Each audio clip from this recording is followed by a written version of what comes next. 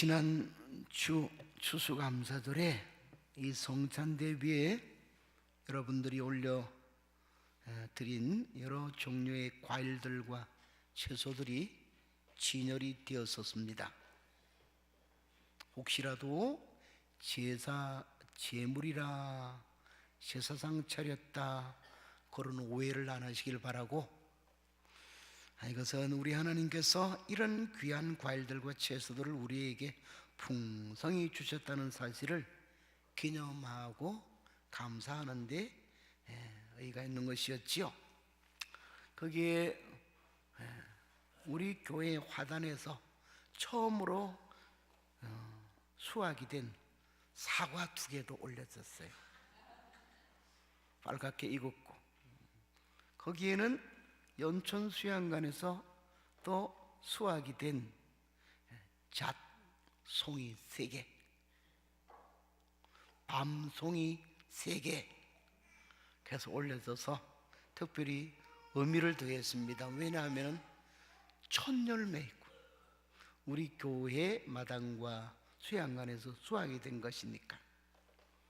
너무 많지 않아서 천상 제 혼자서 맛을 다 봤어요.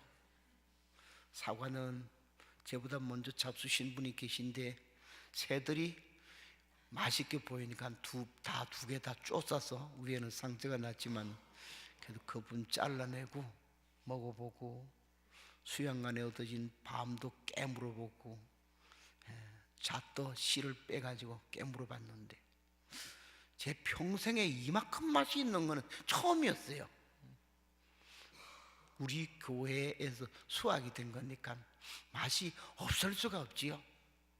내년에는 아마도 체리 나무에서 체리도 열릴 것 같아요.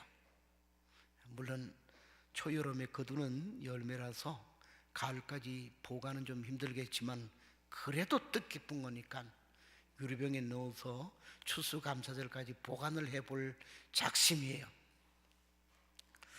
저는 이런 과일들을 보고 먹어보고 맛을 보면서 마음에 느껴진 게 있어요.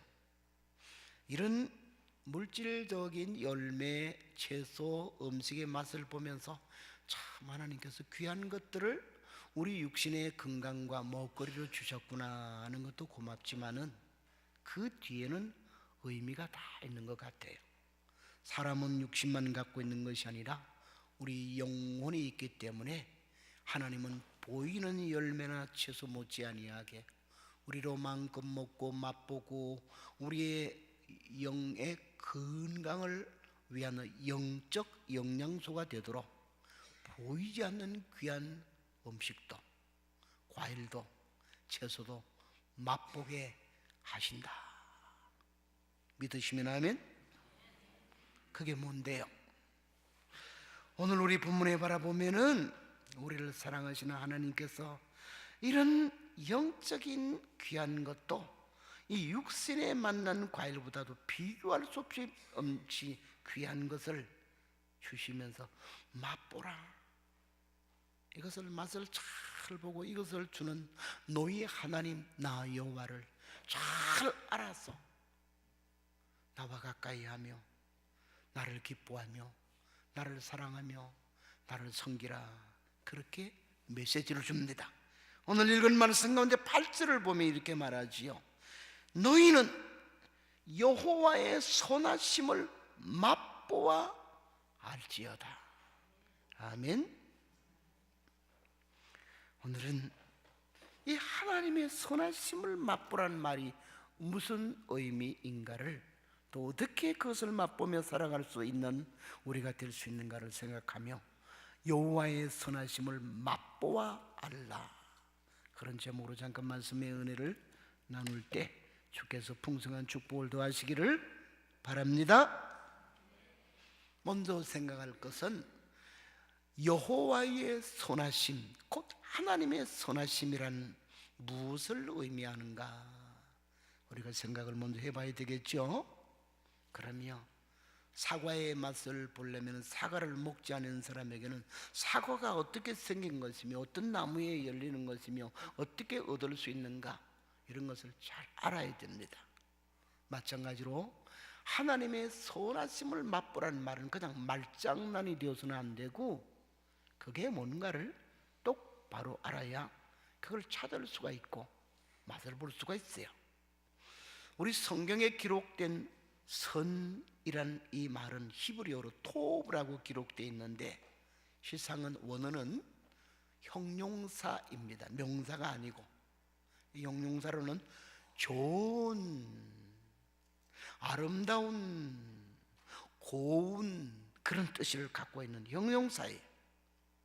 그러나 이것을 명사화시킬 때는 일반적인 의미는 악을 싫어하고 착하게 살아가려는 성품, 그리고 그 성품과 함께 행동하는 행동의 아름다운 모습을 볼 때 선하다, 선, 이렇게 표시를 해요. 어떤 사람이 못된 짓을 하고 있다면 그 사람을 보고 선한 사람이라 그러지는 않아요. 마음에 맞된 마음을 갖고 있으면 선하다 그러지 아니하죠. 악하다 그래. 선하다는 말은 내적인 면으로서는 성품을 말하고, 외적인 면에서는 성품이 반영된 착한 행세를 두고 선하다, 선한 사람 평가를 합니다. 그런데 이 단어가 하나님께 적용이 되어서 선하신 하나님이나 하나님의 선하심이란 말은 좀 더 독특한 의미를 지녀요. 그것은 하나님은 사람의 생명, 자기 형상대로 지은 존재이지요.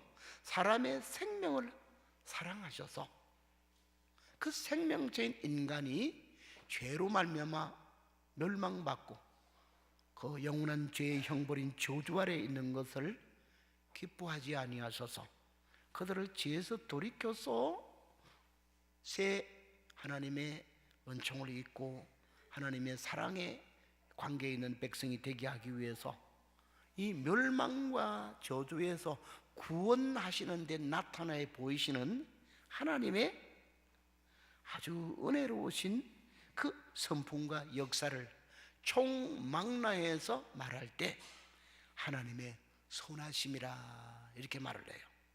그러니까 이것은 굉장히 포괄적인 의미를 갖고 있고, 다른 말로 말하면 이 구원 역사에 하나님이 나타내 보이는 모든 종류의 은혜로운 하나님의 역사하심을 두고 하나님의 선하심이라 이렇게 표현을 해요. 그러나 이게 광활한 것이 손에 딱 잡히기 힘드니까 조금 정리를 해볼 수 있는데, 세 토막을 나누어서 세 가지로 하나님의 그 선하시다는 것은 구체화시킬 수 있어요. 첫 단계에서는 우리의 죄의 문제에 대해서 하나님이 베푸시는 은혜인 죄를 사유하시는 은혜, 죄의 형벌에서 자유케 하신 은혜를 가리켜서 하나님의 선하심의 역사라 그래요. 시편 86편 5절을 바라보면은 주는 선하사 사죄하시기를 즐겨 하신다.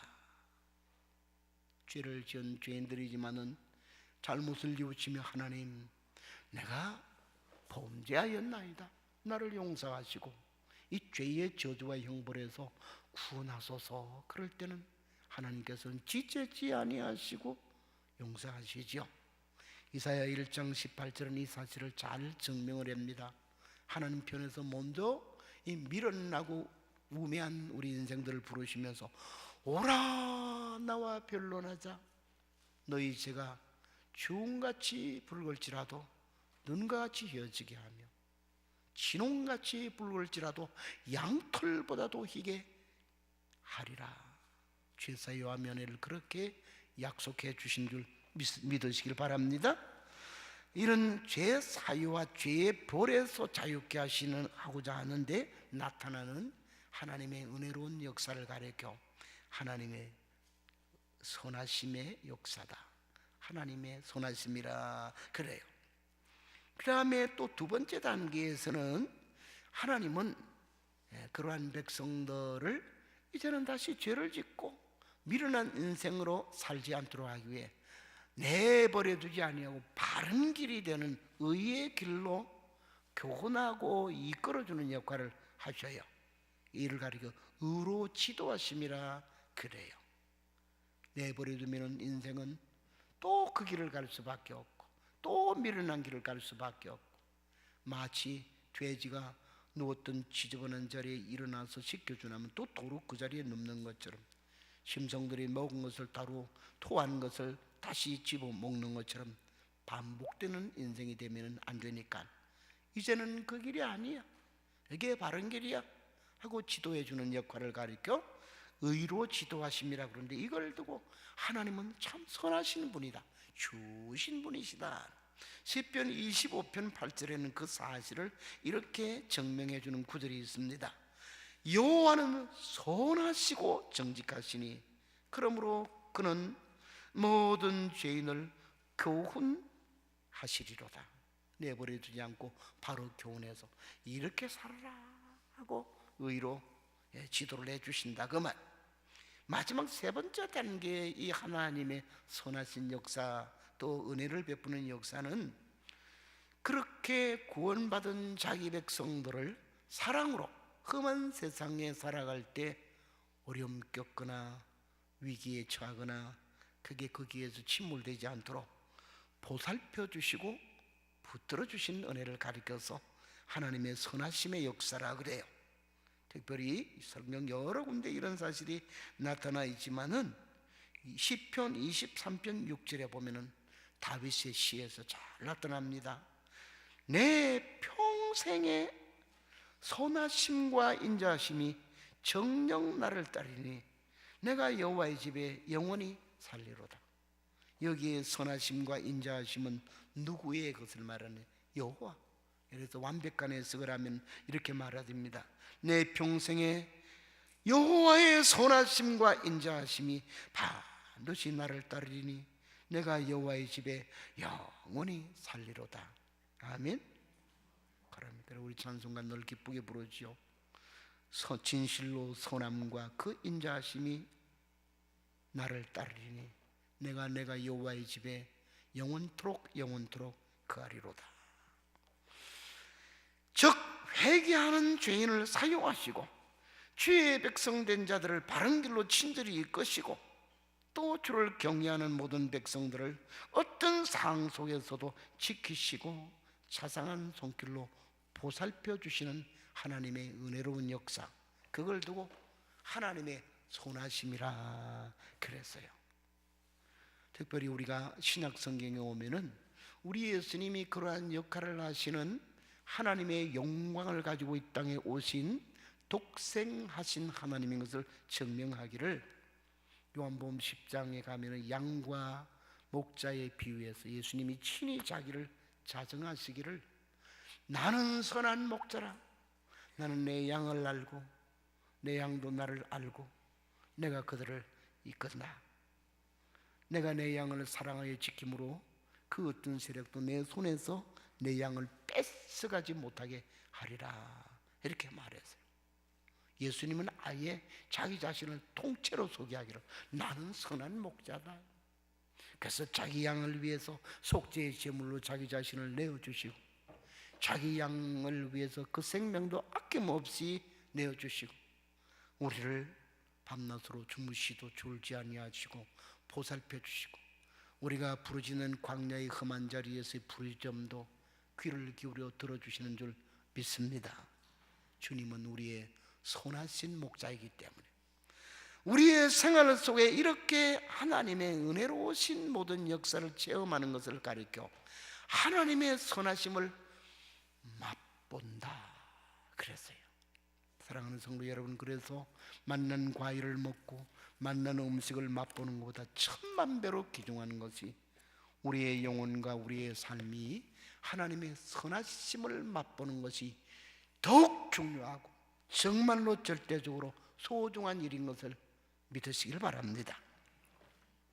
그렇다면은 이런 하나님의 선하심은 어떻게 맛볼 수가 있을까? 이게 우리에게 관건이 되고 구체화되어야 될 사항이 되죠. 아무리 맛있는 과일이 가득하게 한 바구니에 채워져 있어도 그림 속에 있는 과일은 맛을 볼 수가 있습니까? 구경거리는 데는데 맛을 못 봐요. 혹은 실물이라 할지라도 재려놓고 금지된 구역에 넣어놓고 구경만 나라 그러면은 맛도 모르고 아무리 하루 종일 24시간을 쳐다보고 있어도 내 배는 부르지를 않아요. 우리는 맛을 본다는 것이 참 중요하고 먹을 수 있다는 것이 중요하지요. 그래서 어떤 것을 정말 맛있구나, 달구나, 새콤달콤하구나 그러면서 맛을 보려면 우리가 그걸 실제로 내 것으로 먹어봐야 되는 것이에요. 먹는 작업이 중요한데 입에 넣고 꼭 씹어볼 때 고소한 맛도 달콤한 맛도 새콤한 맛도 다 할 수가 있는 것이죠. 저는 과일들 중에서 제가 여태까지 먹어본 것 중에서는 제일 맛있다 생각되는 게 열대 과일로는 망고스틴이라는 이 동남아에서 많이 나는 그 과일이 맛있더라고요. 처음 우리 캄보디아 선교지에 갔을 때 거기에 있는 사람들이 좀 사가지고 와서 대접을 하는데 밖으로 볼 때는 그 생긴 게 돼지 감자같이 못생겼더라고요. 맨질맨질하고 뭐 또 크기도 꼭 돼지 감자 맞춘 그 정도 되는데 이게 뭐 맛있는 거라고 가져왔나 싶었는데 다른 과일들도 있고 그런데 그걸 이렇게 먹습니다 하고 까서 먹으라고 그래서 까서 딱 보니까 꼭 그 속에 들어있는 게 마늘 쪽 같은 것이 막 하얀 게 많이 들어있더라고. 그걸 끄집어내어서 먹어보니까 세상에 이 맛이야 바로 그럴 정도로 기가 막히게 제 입맛에는 딱 맞는 새콤하면서도 달콤한데 얼마나 맛있는지. 지금도 어디 가면 그거 내놓으면 한 바가지라도 다 먹어요. 끝까지 먹는 거예요. 나중에는 못지게 될 값에. 그러면 과일은 또 맛있는 음식도 먹어봐야 되는 거죠. 맛을 봐야 되는 거지. 그런데 이 하나님의 선하심은 이 과일도 아니고 물질적인 음식이 아닌데 어떻게 맛을 볼 수 있느냐, 이 말은 상징이죠. 하나님의 선하심을 맛본다는 말의 다른 뜻은 체험한다는 말인 줄 믿으시길 바랍니다. 우리의 신앙이 누구의 이야기를 듣고 그런가 보다, 성경책을 보고 글 속에서 그런가 보다 이런 것으로 끝나면은 하나님의 은혜에 대한 맛, 그 짜릿한 맛, 그 달콤한 맛, 참 이것이 신앙이구나 하는 이 진한 신앙생활의 감격과 기쁨, 이게 없어요. 그러므로 우리는 신앙을 형식주의의 틀에서 팍 깨야 됩니다. 껍질을 까야 된다 이 말이에요. 그리고 그 속에 들어가서 맛을 봐야 돼요. 신앙의 껍질을 까고 그 속에 들어있는 하나님의 사랑, 하나님의 은혜, 곧 그것을 체험하는 것이 여호와의 선하심을, 참 주심을, 정말 하나님 주신 하나님이시구나, 하나님 주시는 은혜들이 이렇게 만나고 귀한 것이구나 체험을 하는 신앙이 되어야 된다. 그러기 위해 두 가지를 오늘 본문은 제시를 하고 있어요. 여러분 알다시피 시편 34편은 다윗의 시고 그 표제 제일 위에 바라보면 어떤 배경 속에서 이 시가 지어졌는가를 설명을 짤막하게 하고 있어요. 읽어보면 제가 다윗이 아비멜렉 앞에서 미친 채 하다가 쫓겨나서 지은 시. 제목 배경이 너무 웃기지요, 그죠? 아비멜렉이라는 이방의 왕 앞에서 미친 채 하다가 쫓겨나서 지은 시래. 별로 상황이 아름답거나 귀한 것이 아니죠. 미친 채 하다가 쫓겨나가지고 지은 시인데 내용을 읽어보면 참 감격과 찬송과 기쁨과 감사가 막 팍 터져나온 노래고, 이것을 자기만 갖고 있으려니까 답답해서 모든 사람에게 외치는 거예요. 그래서 8절에도 보니 너희는 여호와의 선하심을 내가 맛본 것처럼 너희도 알지어다. 그에게 피하는 자는 복이 있도다. 외쳐요. 무슨 말입니까 도대체? 쉬운 말로 이 시의 배경은 다윗이라는 사람이 순경, 좋은 환경 속에서 체험을 했던 것이 아니에요. 상당히 역경 중에 조금 더 풀이하면은 이때 그는 사울이라는 이스라엘의 왕, 자기 장인이 그 사울에게 악신이 역사하니까 다윗에 대해서 오해를 자꾸만 해서 저 내 사이가 나와 내 아들을 죽이고 이스라엘의 왕자를 뺏으려 한다, 이렇게 막 의심이 계속 들어가는 거예요. 마귀가 그렇게 집어넣으니까. 그래서 죽여야겠다 하고 별짓을 하는 중에 군인들을 데리고는 이 사위를 죽이러 계속 뒤쫓는데 다윗이 아버지, 부모잖아요, 장인이니까 맞싸울 수가 없기 때문에 계속 도망다니며 광야로 산속으로 바위굴 속으로, 그러다가 피하다가 도저히 더 피할 데가 없어서 간 데가 어디냐, 자기와 전쟁에서 싸웠던 적의 국가로 도망을 가요. 우리 식으로 하면 산발에서 넘어간다 이 말, 다른 데로 가는 거예요. 그러나 거기는 결코 자기를 환대해 줄 수 있고 피난처가 될 수 있는 나라가 아니에요. 왜? 적대국이고 그 나라를 다윗이 싸워서 여러 번 승리를 해서 그 나라에 엄청 피해를 준다. 그런데 다윗이 하나님이 주시는 지혜를 얻었어요. 거기 갈 때는 말 타고 부하들을 좀 데리고 당당하게 갔으면 큰일 나지요. 들어가는데 자기 주인은 아무도 없게 하고는 정신병자로 행세를 합니다. 몸도 떨면서 소리도 말대는 소리를 이러면서 가는. 그러니까 그 나라의 왕이나 신하들이 저게 누구? 저게 다윗이 아닌가? 영웅 다윗이 아닌가?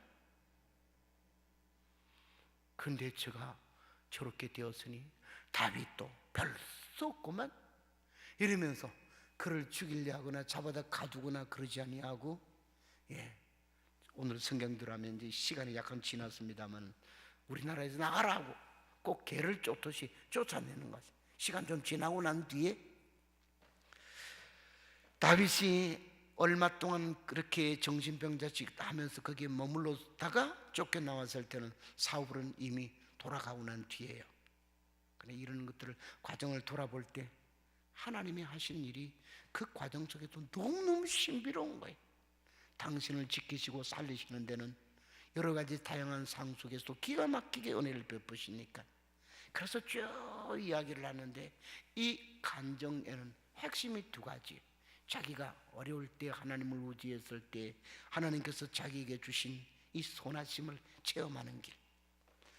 하나는 그런 역경이 어떤 상일지라도 하나님을 찾고 부르짖게 하는 상이었다는 것을 알고는 하나님을 찾고 부르짖었다. 그러면서 이 시를 듣는 사람에게도 너희도 하나님을 찾고 부르라 그렇게 말을 해요. 자, 다시 보면은 이런 말이 나와요. 10절에 가면은 10절 하반절에 여호와를 찾는 자는 모든 좋은 것에 부족함이 없으리로다. 여호와를 찾는 자는. 그래서 또 다시 6절로 올라가면은 이 곤고한 자가 부르짖음에 여호와께서 들으시고 그의 모든 환난에서 구원하셨도다. 그런 구원하는 체험도 부족함이 없게 해주시는 것도 뭐 할 때? 하나님을 찾고 하나님께 부르짖을 때. 여러분, 하나님을 찾는 행위가 무엇입니까? 하나님께 부르짖는 행위가 무엇을 가리킵니까? 너무너무 쉬운 말이에요. 다 적극적인 기도를 묘사하는 말인 줄 믿으시기를 바랍니다. 우리의 기도는 좀 더 적극적이 되어야 된다. 그러기 위해서는 살아계신 하나님을, 인격적인 존재이신 하나님을 나의 인격을 걸고 나의 전심을 걸고는 정성 있게 찾으라 그 말이에요. 예수님도 마태복음 7장 7절에서 기도를 가르치는 중에 구하라 그러면 주실 거죠, 찾으라 그러면 찾을 것이다, 찾으면 만난다 이 말이에요. 구약의 곳곳마다 간절히 하나님을 찾는 자에게는 하나님이 만나주시리라 말씀한 줄 믿으시기를 바랍니다. 시편 27편에도 가면 나오는데 다윗은 일찍이 주님께서 나를 찾아라 하셨으므로 내가 주를 찾나이다. 그때 주께서 나를 만나 주셨나이다. 이렇게 말을 해요. 기도는 살아계신 실존적인 하나님을 제대로 찾는 거지. 왜? 거룩한 만남을 위해서. 또 기도라는 것은 부르짖음이에요. 가만히 아뢰는 것도 기도가 될 수 있지만은 어떤 때는 우리의 기도는 적극적인 기도의 성격으로 부르짖음이 있어야 될 줄 믿습니다. 예레미야 33장 3절은 기도에 관한 부르짖음에 굉장히 중요한 요절이 되지요. 너는 내게 부르짖어라. 그리하면 응답을 하겠고 크고 비밀한 일을 내게 보이리라. 그래서 적극적인 기도인 하나님을 찾고 부르짖는 기도가 있을 때는 하나님은 극적인 만남을 주시는 거예요.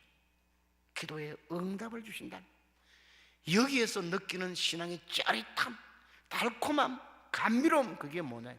하나님의 선하심을 체험하는 것이. 하나님은 기도를 들으시고 알았다 그러기만 하고 계시느냐? 그 상황에서 벗어나게 하시고 그 얽매인 자리에서 자유함을 주시고 극적인 승리도 주신 줄 믿으시기를 바랍니다.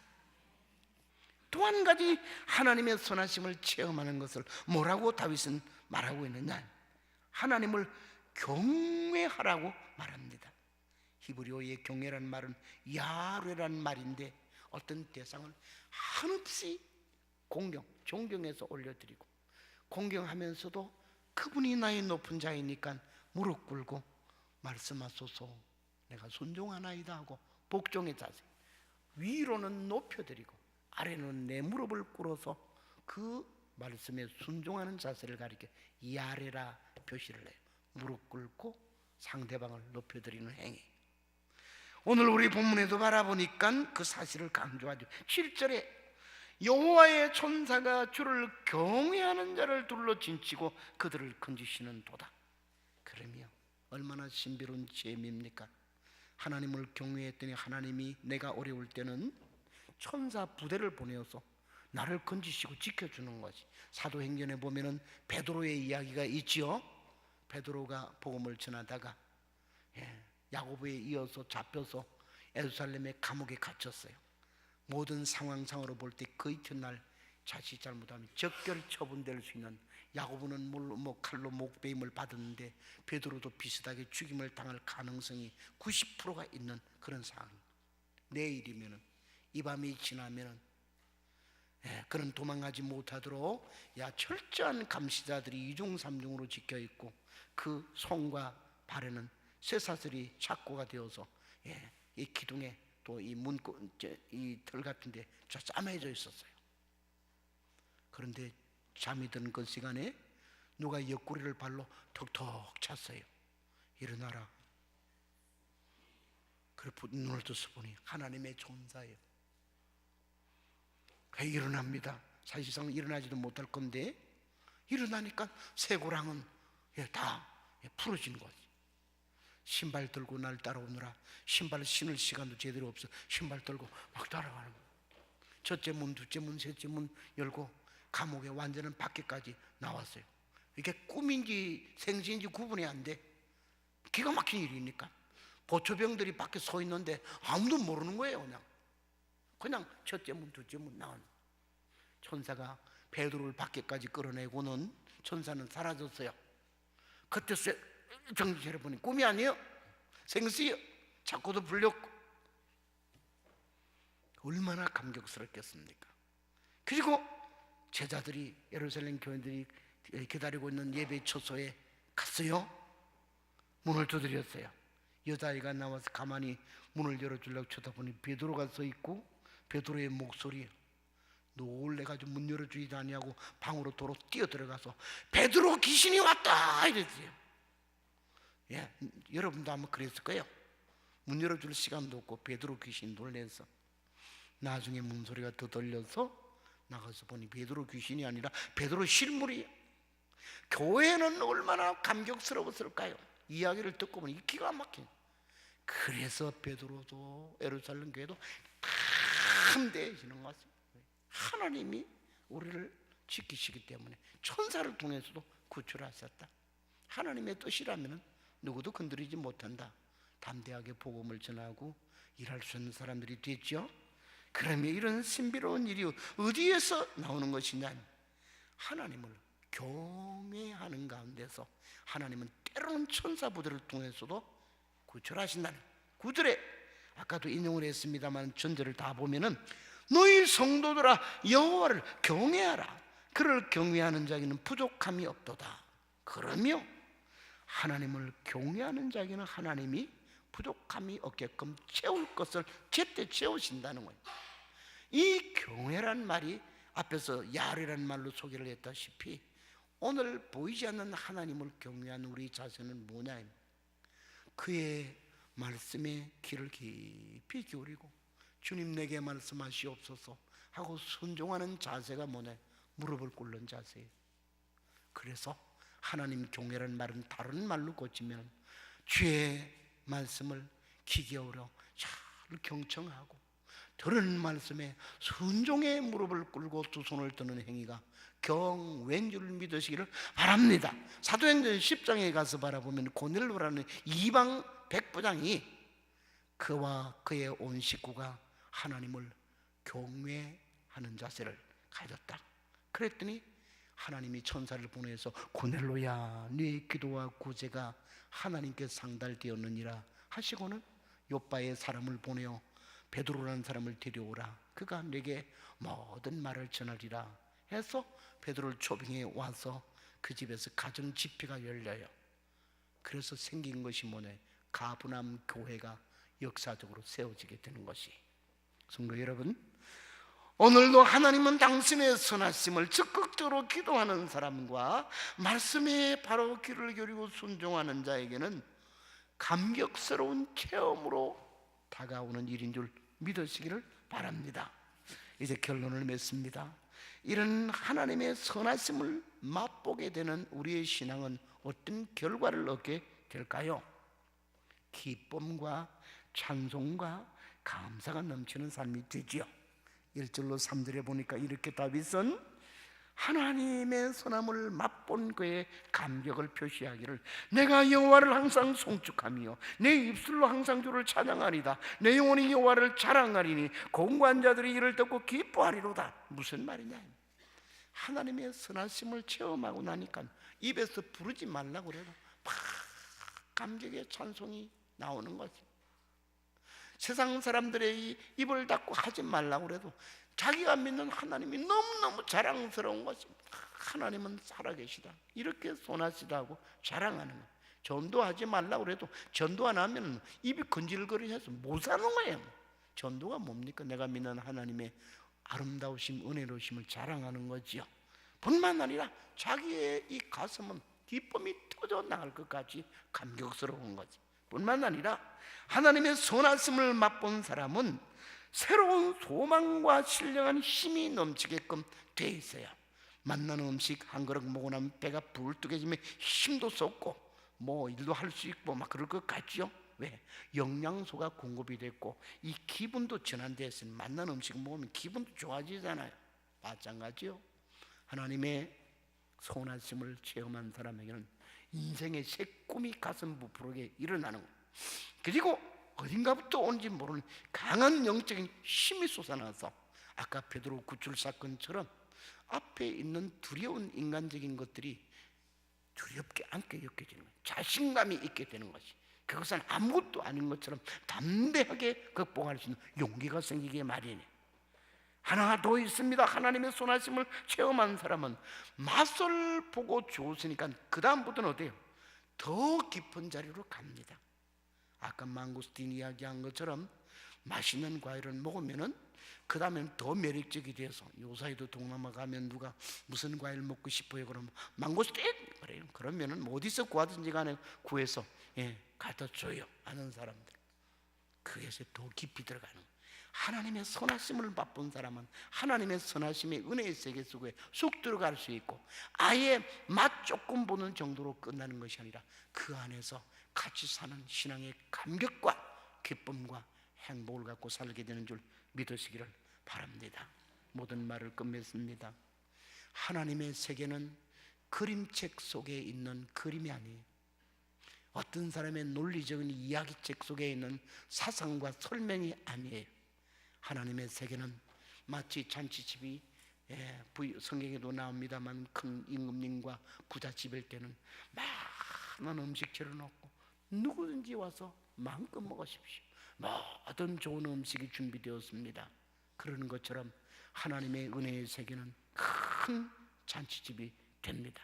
우리로 하나님의 주시는 선하심의 귀한 은혜들을 마음껏 맛보고, 이것 때문에 우리 하나님은 참 좋으신 하나님이시구나, 선하신 하나님이구나 알게 되어서 더욱 하나님 사랑하고 그 하나님의 은혜를 더욱더 의지하고 세상 모든 사람들에게 하나님의 은혜로우심을 기쁘게 자랑하며 살게 되는 줄 믿으시기를 바랍니다.